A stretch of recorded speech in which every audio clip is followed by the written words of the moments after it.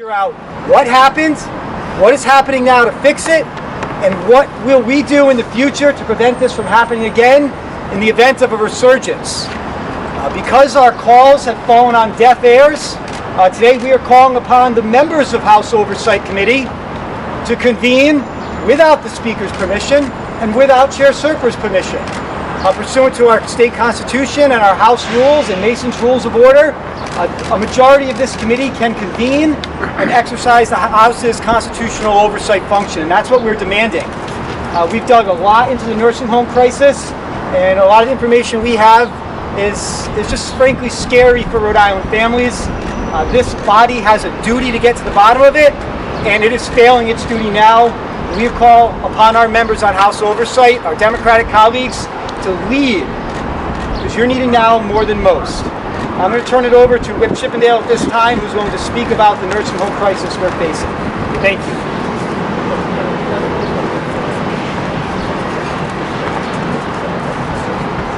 Thank you. Apologize for a little bit out of breath. Throughout this entire crisis, we've been learning things every day. New things, different things. Things have been changing every day. It's very difficult for anyone who's trying to deal with something of this magnitude to be able to dance and maneuver as quickly as these changes are presented.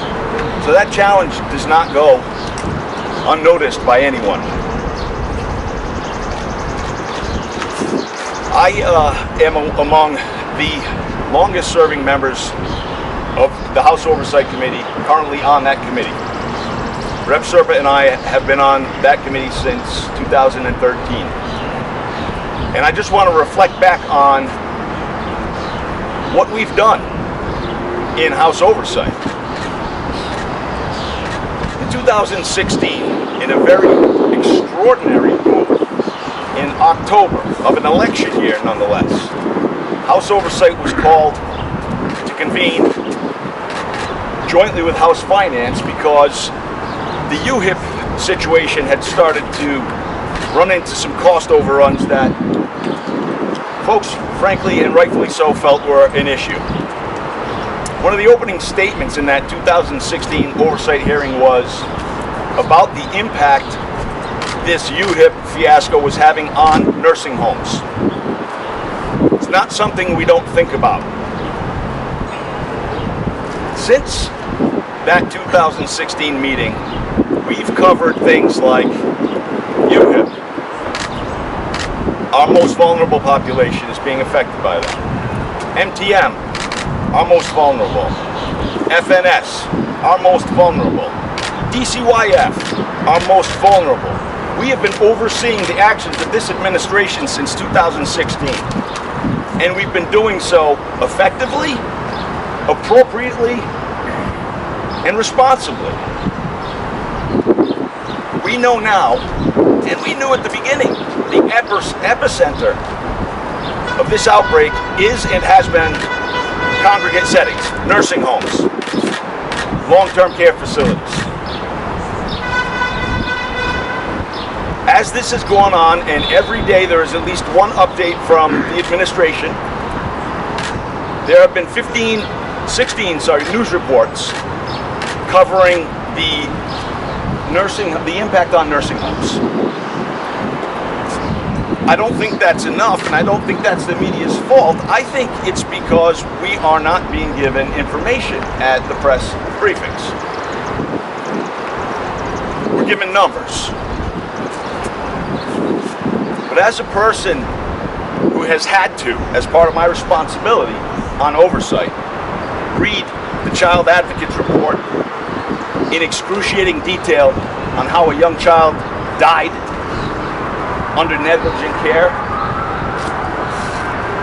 it's heartbreaking. If you have a heart, it tears it out of your chest. And we have upwards of 550 seniors who have died in these congregate settings from COVID-19 right now. And each of them have a story equally as heart-wrenching as those children in the Child Advocates Report. But we don't hear about them. We just hear about the numbers.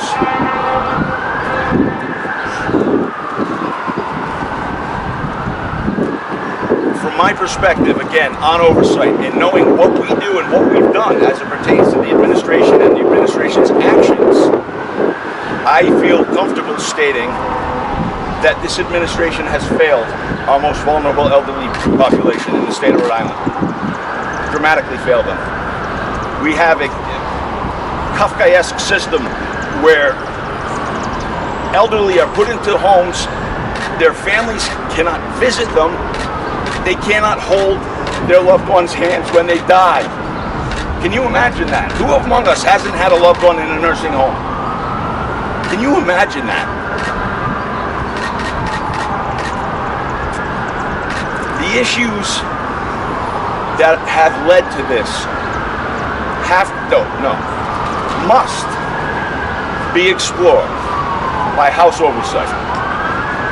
It's an obligation, it's our responsibility, it's our duty.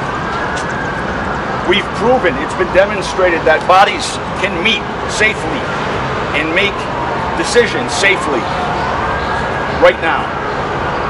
There is no reason that House Oversight is not doing what it's doing or what it should be doing. The types of things that I would want to know if I were asking the questions of the administration and those called before House Oversight would be the same questions we ask about all of the other tragedies that are happening under the misguidance of this administration, whether it's children or whether it's medical transport services. Regardless, we need to ask the same. What are you doing now? Why isn't it working? What are you planning to do in the future? And in this particular situation, when we're dealing with a global pandemic, the closest thing we can reflect back on being the 1918 influenza outbreak. The leading health experts are telling us this will come back in the fall. This will come back in the fall. And if it even remotely looks like the influenza of 1918, it's going to come back worse. So I would be asking questions about that. What are we doing to prepare for that inevitability? Why has it gotten to this point, and why hasn't it been addressed properly by this administration? And why is House Oversight sitting on the sidelines? We should be ashamed. I am ashamed of House Oversight as the longest serving member on that committee. I am ashamed that we have done nothing. And I hope my colleagues feel that shame as well, because it belongs to us and only us. We need to convene, however we have to do that, whether it's through extraordinary circumstances or through the proper channels or the regular channels. We have to meet, we have to ask these questions. People are dying and we are not doing what needs to be done. If this doesn't warrant action, I frankly don't know what will. And at this point, I'm going to yield back. Yield to my colleague, Jack Lyle.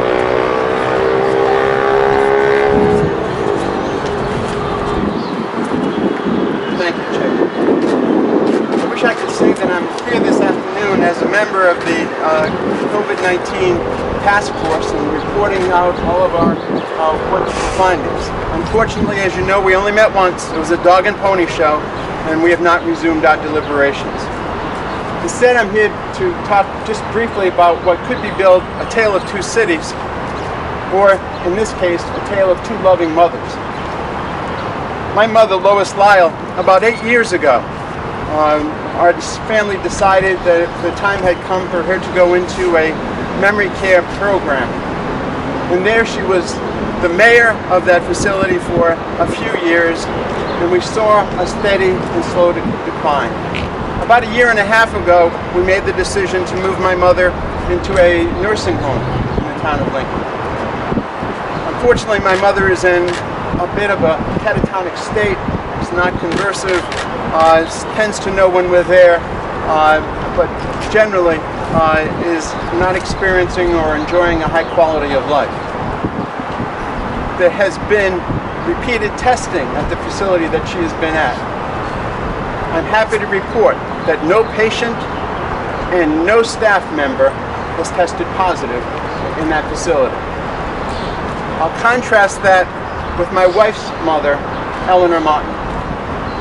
Mrs. Martin was placed in an assisted living facility because we had noticed that her quality of life had diminished, and in that assisted living facility she seemed to thrive up until January, when she managed to escape a couple of times in the middle of the night. And at that point, we, along with the facility, recognized the fact that she needed more aggressive care, and she was transferred within that facility into a unit that was more appropriate to her needs. About 10 days ago, on Saturday afternoon, we received a call from the facility, and we were informed that my mother-in-law had tested positive for COVID-19. Her condition diminished so quickly that on Monday, the facility recommended that she either be moved to a hospital or placed under hospice care. On Wednesday, my wife received a call that her mother had passed. My wife and my daughter, along with me, mourned the fact that we did not have an opportunity to be with her, to share with her some of our joys, that our only contact with her over these past now almost 3 months has been through Skype. And thank goodness for that. There was a nurse who was doing that on a regular basis, to such an extent that my daughter was even able to put on a bit of a violin concert for some of my mother's roommates. We've got to do something about this situation. It is not right that families endure the kind of pain and suffering that my family has endured as a result of the fact that this crisis has been handled so poorly. We're seeing resources available in some facilities and not in others. In the facility that my mother-in-law is at, which is a high-class operation, one of the nurses was complaining to my wife just a couple weeks ago that they only had recently received the kind of protective gear that they needed in order to maintain their quality of life. As my leader has said, it is long overdue that the House Oversight Committee take on the challenge of figuring out what has gone wrong so that we don't make these mistakes again in the future. Thank you for being here this afternoon on this gorgeous day. I only wish there's so many others who are confined to nursing homes now can enjoy the same kind of beautiful day. Thank you.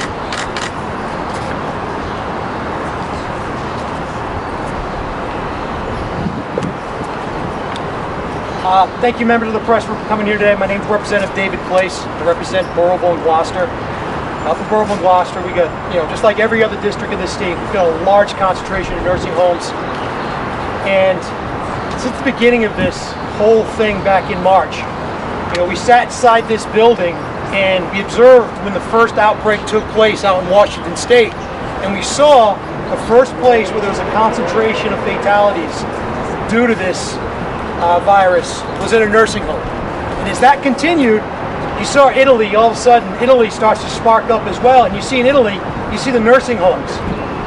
And it's taking place in the nursing homes. So as time goes on, we sit back, we come out of session, and just like you, every single week we've sat back and looked at the reports, every single day the reports that the Governor of the Department of Health have put out. And you see this number slowly increase, the age and the location of where these people are passing away. So as we're seeing this, as a caucus, as we're seeing this in the data, we start hearing from our constituents, from family members that have family members that have their family in the homes, and for people that work at these homes. Personally, I've talked to 4 different people at 4 different facilities that do 4 different jobs. And at all levels, they're just baffled because they just don't know what to do next, because there's no guidance coming from the top. And I'm not standing here right now saying that the state isn't doing something. I'm just reporting what they're telling me. And when there's a conflict between what the executive branch is telling us on a regular basis, and there's a conflict between what our constituents and people in these homes are saying on a regular basis, what's really going on. And the only way to resolve that conflict is for the legislative branch to do its oversight, to come in and conduct hearings. Because everybody else has said, we all know in the fall, this is going to come back. And we need to identify the things that have been done right in facilities, the things that have been done wrong. You know, like Representative Lyle, he represented 2 facilities, one where his mother is and one where his mother-in-law was. And in my district, you've got Zambrano Hospital, where you have the epitome of the patient, the at-risk patient. And the last time I spoke to that facility, they had almost no instances of COVID in that facility. And then you look at different nursing homes throughout the community, and you see the spark-ups. What is the difference? What is going on at one facility that's not going on at the other? And I think that's something, and that's what this caucus is calling for, that we need to ask. We need to make sure that the executive branch is doing its due diligence, because the people that are in this field, that are doing the work, are telling us they're not getting guidance. That when they go on a call every Wednesday, they get guidance from the Department of Health, and 15 minutes later the governor comes up on TV and says something 180 to what they just heard on the conference call. That breeds fear amongst them. They start to doubt what goes on inside their facilities. They doubt the guidance they're getting from the Department of Health. And we're calling on House Oversight to take up the call of not just their duty, but their constituents. Their constituents and the people in these homes are asking us to do work. That's what we need to do. We need to do some work. So as things go on, I think we can open it up for questions now.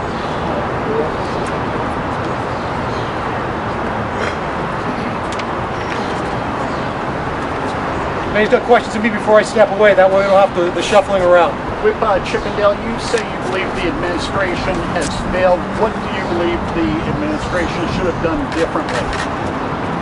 Thank you, Ian. First, I think that communication is always key. Again, we get numbers.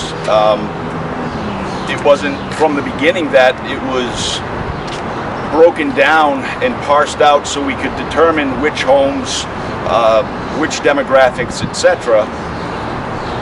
But when we get those data and then we do not get data on the steps that are being taken, the needs that may be there, there's no asks being made that we know of, or that I believe the media knows of, because it doesn't get addressed at the press conferences.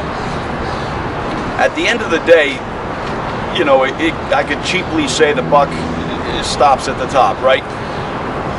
But right now, the administration is making every step of the way, making the rules and the regs for it. There is no, despite what you may have heard on the radio this morning, there is no General Assembly participation in the process. There is a member of the General Assembly participating, for certain. But the General Assembly plays a role, and we have been doing this for the past 6 years on all issues relating to our vulnerable populations and how, frankly, this administration's actions have harmed them. Why aren't we doing it here? When we hear about, and Rep. Place touched on, the lack of PPE or the lack of directives and the various contradictions in today's order versus yesterday's, or what you heard an hour ago, that is a failure of communication, which frankly, as an aside, for an administration that has about 350 PR people on their payroll, they should be able to at least communicate.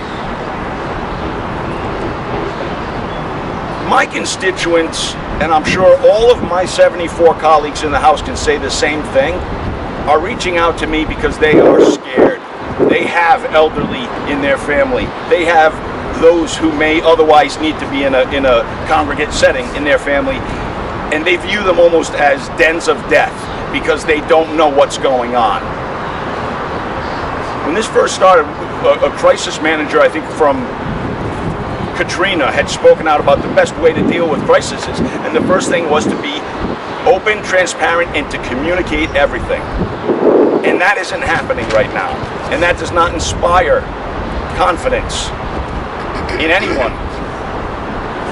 Never mind the person who is seriously considering, do I put dad in that home? What do I do with I can't afford a nurse at home? What do I do? We need to address this. The silence is deafening, and it's painful. Did I address your question succinctly, because I went all over the place on that? You did. Okay. It sounds like you're saying more than finding specific fault with the administration and its approach. You're saying House Oversight has a role, the legislature has a role, and that's what this is for, about checks and balances more than a specific lack of action by the administration. Yeah, I mean, the checks and balances message we've been, I think, communicating very well through the leader and the caucus right from the get-go. But in this particular case, yeah, the check and balance would be good. But what we've seen in the past 6 years in House Oversight is the questions asked and the things demanded from the administration by House Oversight have actually bent the trajectory of what the administration's doing, and in a lot of cases in a favorable direction. And that's what transparency does. That's what daylight does. It causes you to correct your action if you're out in full sunlight and you're not on the right path. That's the role that oversight, or that's the main benefit, in my opinion, that oversight brings to any sort of an oversight hearing, is we are overseeing the process and we're shining the light on it, and we want to know what's going on. Whip Chippendale, you mentioned that there's a chance for extraordinary circumstances to meet. Can you sort of explain how the General Assembly can resume any sort of active session without permission or of the Speaker and the Senate President? I'm going to let my learned colleague, who is an attorney, I am not, more specifically answer that, Mr. Bartholomew. Yeah, sure.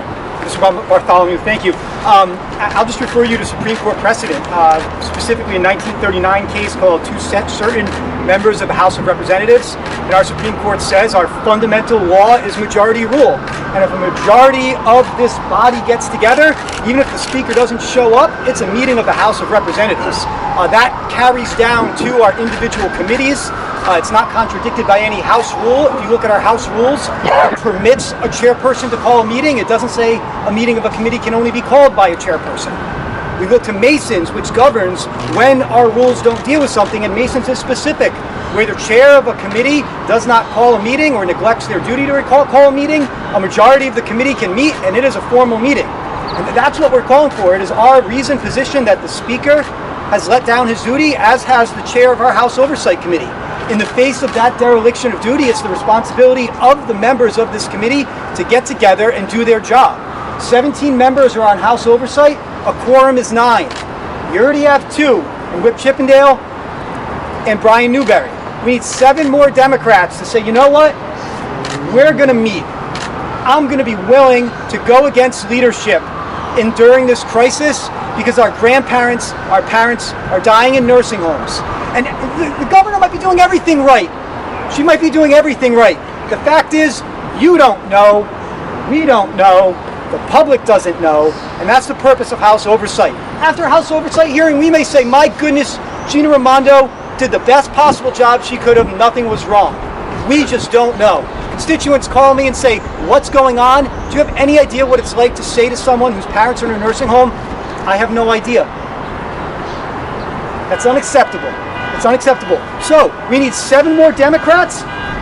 Patricia Serper, Raymond Johnson, Julie Casimiro, Edie Agello, John Edwards, Arthur Handy, Brian Patrick Kennedy, Jason Knight, Charlene Lima, Daniel McKiernan, Thomas Norrie, Scott Slater, Joe Solomon, June Speakman, Anastasia Williams. We only need 7 of you to show up.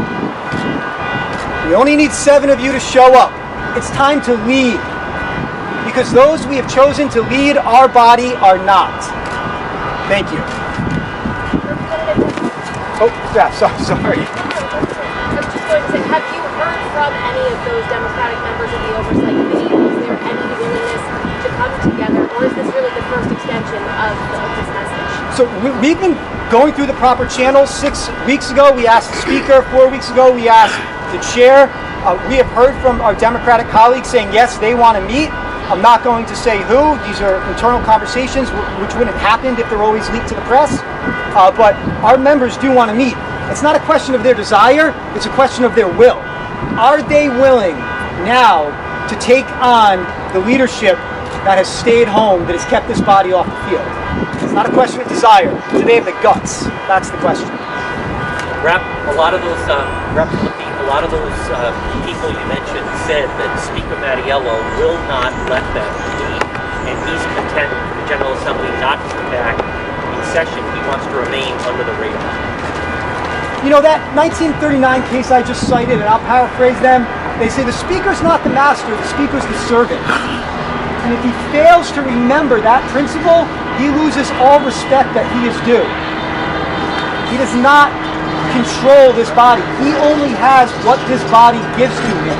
The majority of this body is in control. The majority of this committee is in control.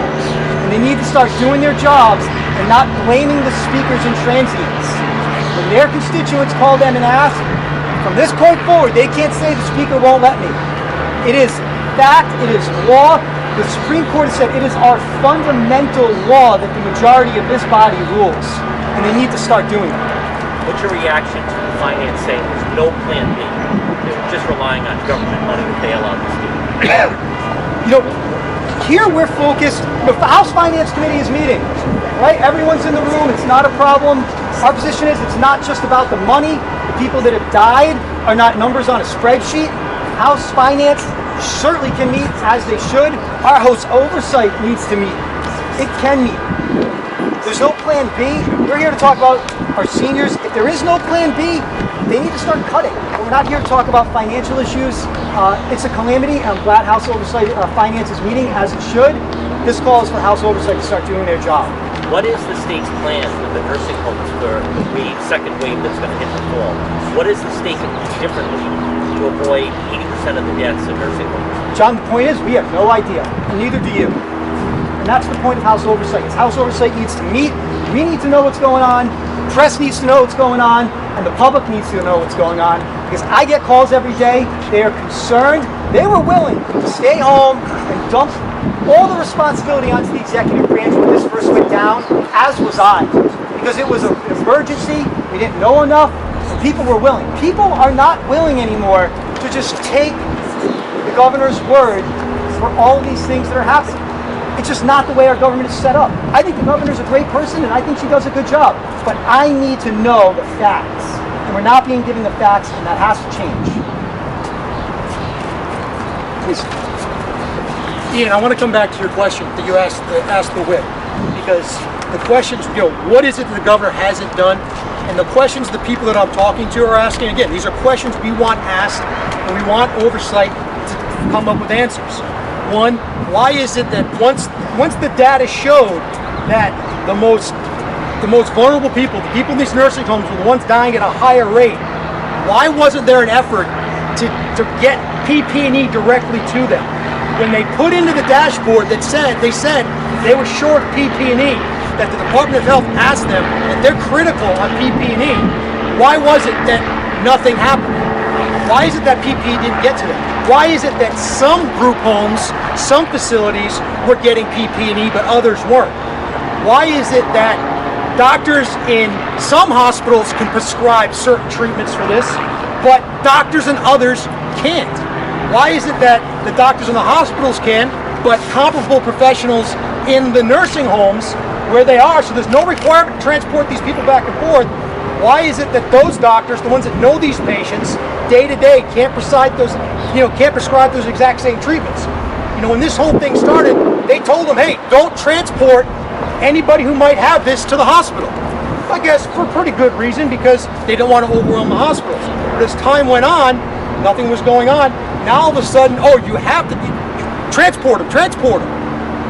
And They're not giving the doctors at the homes the ability to treat their patients. Instead, they want to risk transporting the patient from what's potentially a clean environment to a hospital and then back again. Again, putting the patient at risk. These aren't my questions. These are the questions, these are the comments we're getting from people that are doing this every single day. You got to remember, the people that work in these homes, these patients, they're not their patients, it's their families. Day after day, they've gotten to know these people. This is their families that they're seeing succumbing to this disease. And they're frustrated for the lack of guidance coming from the top. And our constituents and the people in the field want to know why. Where is the disconnect between what they're seeing and know that needs to happen and what the Department of Health is allowing them to do? Why is that disconnect? If there's a reason, that's fine. But the only way it appears we're going to find out, we have to convene House Oversight. We have to bring people in to testify, not only to collaborate what the people that are reaching out us to saying, but also give the administration the opportunity to retort what's going on. Thank you. Rep, can you touch on the average age of Rhode Island is 81 that is dying? It's actually older than life expectancy. Well, Hold on, not one child has died. Why is youth sports canceled for summer? Oh, I don't know. I can go to the numbers. The numbers are, if you are 16 old, 92% of the people that succumb to this are 60 and over. If you come into 50, it's 96%. So 50 and over, 96% of people are succumb. 96% of people who succumb to this are 50 and over. That tells you the legality of this. Again, I'd like to know. I'd like to know why is it just based on these numbers that they're not allowing youth sports to happen. And I'll add to that, John. Like we put out a letter with 24. We put out a letter with 24 items that House Oversight needs to look at, including those designations. But right now, the crisis is in our nursing homes. We would like House Oversight to meet daily to deal with everything. But the first thing we got to deal with is our nursing homes. All of these other issues, from essential business designations to PPE, are things that we've also asked for. But the crisis in our nursing homes has to be dealt with now. Leader, we've also got 26% testing rates in Central Falls. You can go back to the closure of Memorial Hospital. There are two battlefronts that are blowing up in this crisis here in Rhode Island. What will you do to address the urban core issues in oversight? Talk about them, right? Figure out plans. Ask the administration what their plan is to deal with our minority communities. How are we communicating to our minority communities? We weren't at first. And guess what? A lot of those minority communities work in our nursing homes. So if we weren't communicating to them and they weren't getting the proper information about how to protect themselves and others, then they're going to work in our nursing homes. So yeah, I want to talk about what's going on in Central Falls and Providence. It needs to. And guess what? A lot of these congregate care facilities where the deaths have happened, predominantly they're poor people. Predominantly they're poor people that are dying. So we need to have these conversations. We don't need to be afraid of them. We don't want to Monday morning quarterback anybody, but the goal is to have open conversations. Educate ourselves and the public about what's happening. And the disproportionate effect on minority communities is certainly one of the top things that we need to discuss and resolve. Leader, when this first started, just a quick question for Leader Flippy. When this first started, New Rochelle, New York was deemed a hotspot, and they were closed and all residents kept inside. Why not discussion in Central Falls is 1 mile long, 26%. Why not discussion to make that a hotspot and all residents of Central Falls must stay in Central Falls? We have constitutional rights that I am not about to take from people absent compelling evidence. I haven't seen that evidence. One of the purposes of House Oversight is to find out what's going on out there, what kind of data we're getting in, what the plans are to protect people. Could that be reasonable? Potentially. I just don't know. But for us to lock down people in their homes, it's taking away a fundamental constitutional right, and it should only happen if it's absolutely compelling and necessary. But aren't we doing that already with the quarantine and the stay-at-home order? Haven't we done that already? Why not focus on designated areas that have the outbreak? Block Island does not have a big outbreak. If the virus doesn't travel out there, there's no outbreak on Block Island. Why punish Block Island because there's an outbreak in Central Falls? Listen, I get it. We've been opening up the state. Block Island, we are slowly opening up. Could there be a reasonable basis to do it? Maybe. I don't know the data, but I won't do it unless it's compelling and imminent threat to life and injury of other people. You cannot shut down people, you cannot force people into their homes and quarantine them in geographical areas unless it is compelling and imminent threat to life. You just can't. Not in this country. You want to pull that crap in China, go for it. Not here. Bill, I'd like to kind of follow up with what Leader Filippi said in response to your question. There is tremendous overlap. One only needs to look at the data, and those data show us there's a tremendous overlap with this congregate setting death number and disadvantaged communities, low-income communities, immigrant communities. There is a direct correlation. We're seeing now, yesterday I believe it was, where it's been announced that we are going to loosen and expedite licenses for CNAs. I'm here to tell you right now there are a whole lot of CNAs right now sitting at home because they've been told not to show up at work. Some of them are in my family.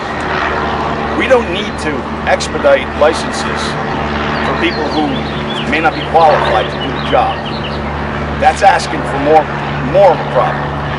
We need to take this seriously regardless of what neighborhood it's occurring in. Regardless, I mean, if person A can say, all right, I'm taking dad out of his home because all I gotta do is write a check and put him in a private facility, that's great. Or person B who's on Medicaid, they don't have that option. Dad's there, and all I can do is look on this stupid phone and talk to dad who spent 90% of his life without a phone and doesn't know what he's dealing with. This is absurd. It's absurd that we can go through drive-thrus and get our coffees in Walmart and get our mulch at Home Depot, and we can stand in line 6 feet apart, but I can't hold my mother's hand when she dies. And I apologize for raising my voice. It's just beyond comprehension to me, Bill. And yes, it is directly impacting the more disadvantaged communities, and that is clear by the data.